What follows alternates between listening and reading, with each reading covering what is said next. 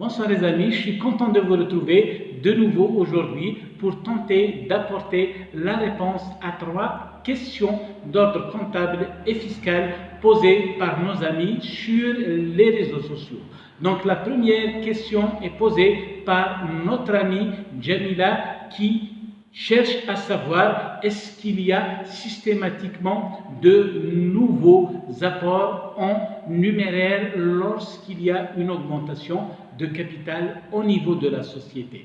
Mes amis, répondre à cette question nous invite à exposer les différentes formules d'augmentation de capital. Donc, première forme, lorsqu'il y a augmentation de capital par de nouveaux apports en numéraire ou en nature. Naturellement, lorsqu'on augmente le capital par de nouveaux apports en numéraire, c'est-à-dire des espèces ou par chèque bancaire, naturellement, il y aura un afflux de trésorerie, il y aura des liquidités nouvelles au niveau de la société qui réconforteront, si vous voulez, la trésorerie au niveau de la société. Deuxième forme d'augmentation de capital, mes amis, il s'agit de l'incorporation de réserves ou de report à nouveau. Suivant cette formule, mes amis, il n'y aura pas de nouveau, bien entendu, naturellement, de liquidités. Pourquoi? Parce que la trésorerie, ces liquidités sont déjà au niveau de la société. Il s'agit tout simplement d'affecter des réserves et des reports à nouveau au poste de capital, c'est-à-dire capital social. Là, on va, si vous voulez, débiter les réserves et les reports à nouveau pour solde et on viendra créditer le capital qui sera nettement plus important, mais sans pour autant qu'il y ait de nouveaux apports de liquidité. Troisième et dernière formule, mes amis, d'augmentation de capital, il s'agit de la conversion de dette. Mes amis, si nous empruntons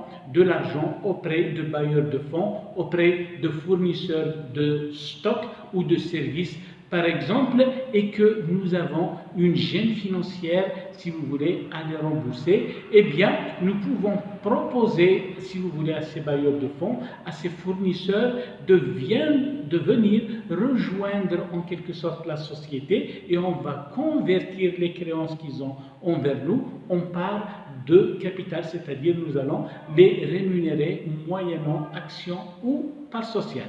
Naturellement, là aussi, mes amis, il n'y aura pas de nouvelles liquidités parce que la trésorerie éventuelle que nous ont prêté si vous voulez, ces fournisseurs ou ces bailleurs de fonds, elles sont noyées, si vous souhaitez, au temps présent dans plusieurs postes du bilan de notre entreprise.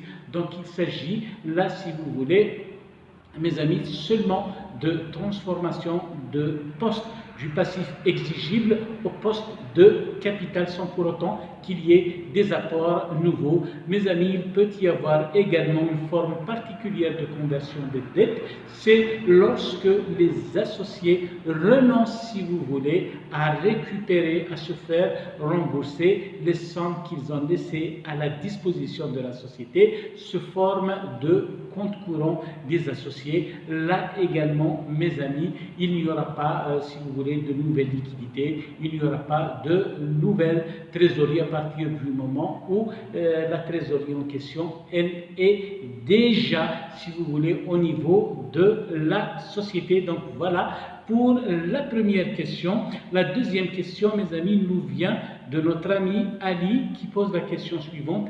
Est-ce que les dividendes distribués par les sociétés de capitaux et assimilés sont imposables au niveau des personnes bénéficiaires?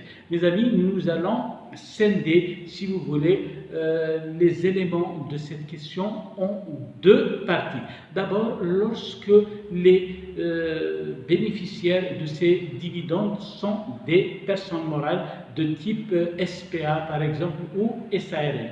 Mes amis, dans ce cas, que les dividendes dont ont bénéficié ces personnes morales soient issus, si vous voulez, de bénéfices qui ont été déjà soumis à l'IBS au niveau de la société distributrice ou que ces dividendes soient issus de bénéfices expressément exonérés. Là, dans les deux cas, il n'y aura pas d'imposition à l'IBS au niveau de la société bénéficiaire. Permettez-moi de vous donner la référence légale, si vous voulez, de ce que nous venons de dire. C'est l'article 147 bis du Code des impôts directs. Deuxième partie de la question, mes amis, lorsque les bénéficiaires de ces dividendes sont des personnes physiques, c'est-à-dire lorsque les associés sont des personnes physiques, là aussi, mes amis, nous pouvons scinder la réponse en deux éventualités. La première éventualité, c'est que les bénéfices qui sont distribués à ces personnes physiques ont été exonérés en amont, c'est-à-dire au niveau de la société distributrice. Eh bien, mes amis, ici, l'exonération qui touche la société distributrice, elle va toucher également les personnes physiques associées. Donc, dans tous les cas, ici, mes amis, il n'y aura pas d'imposition à l'IRG dans la catégorie des revenus de capitaux mobiliers qu'on a l'habitude d'imposer au taux de 15%. Donc, souvenez-vous, mes amis, la théorie de l'accessoire qui suit le principal. Donc, le principal étant exonéré, l'accessoire est également exonéré. Parfait. Maintenant, le deuxième, si vous voulez, la deuxième éventualité, le deuxième cas, c'est lorsque la société bénéficiaire est elle-même soumise à l'IBS, naturellement, lorsqu'elle va distribuer des dividendes aux associés personnes physiques, là, il y aura une imposition au taux libératoire de 15% de l'IRG. Mes amis, la confusion, si vous voulez, dans la lecture de l'article 87 bis est à l'origine, en quelque sorte, de ce quiproquo.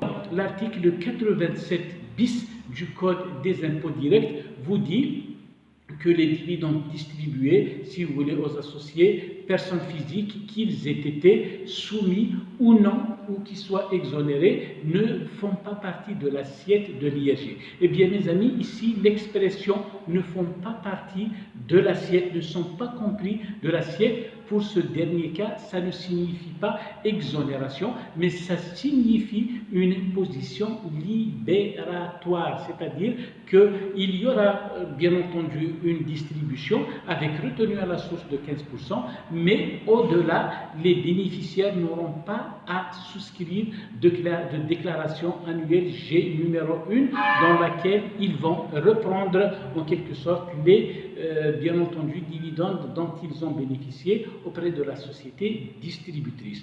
Mes amis, je vous invite également à l'article 104 du Code des impôts directs qui renvoie à l'article 46 et suivant du Code des impôts directs et qui vous dit que les dividendes, que les revenus issus, si vous voulez, des revenus auxquels il est fait mention aux articles 46 et suivants, bien entendu, sont imposables à l'IRG au taux libératoire de 15%. Donc là, il y a bel et bien imposition à l'IRG dans la catégorie des RCM au taux de 15%, laquelle imposition est libératoire, c'est-à-dire qu'il n'y aura pas, si vous voulez, de déclaration ultérieure, notamment la G numéro 1.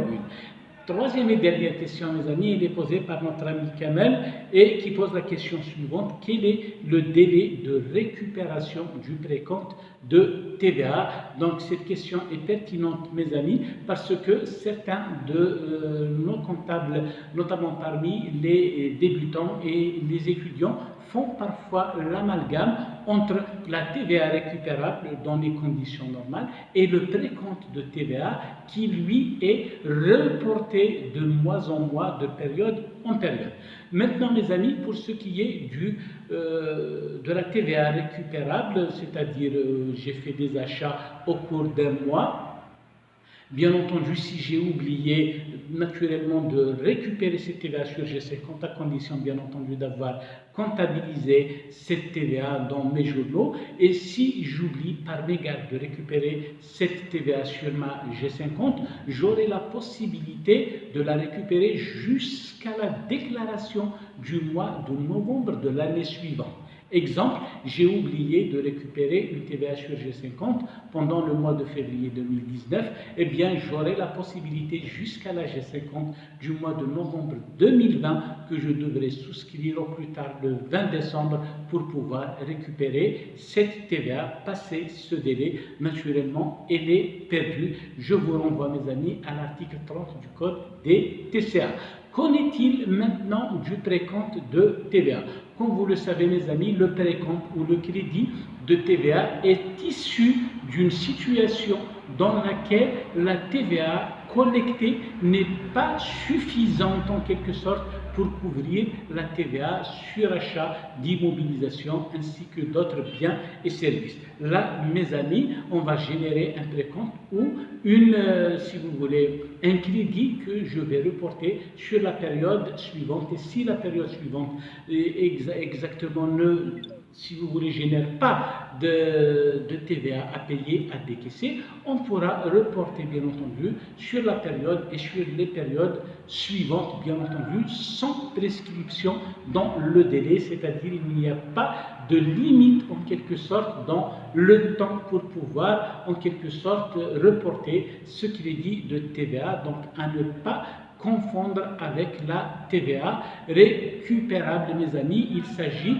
en quelque sorte d'un report de période en période. Bien entendu, si vous êtes concerné par l'un des cas de récupération du crédit de TVA tel que visé à l'article 50 du Code des taxes sur le chiffre d'affaires, vous pouvez introduire votre demande, si vous voulez, de remboursement de crédit de TVA. Mais là également, mes amis, vous ne pouvez récupérer la TVA, le crédit de TVA, que dans la limite de 3 mois. D'accord? Donc il faut faire attention dès que vous avez la possibilité d'introduire une demande de remboursement du crédit de TVA. Il faut le faire parce que pour les périodes antérieures au trimestre, on va vous accorder de les reporter, mais sans pour autant la possibilité de les rembourser, si vous voulez, aux bénéficiaires. Donc voilà, mes amis, donc pour ce qui est de la TVA récupérable, nous avons dit jusqu'à la G50 du mois de novembre de l'année suivante. Par contre, pour ce qui est du précompte à reporter, il n'y a pas de délai, il n'y a pas de date limite en quelque sorte pour reporter de période en période ce précompte de TVA.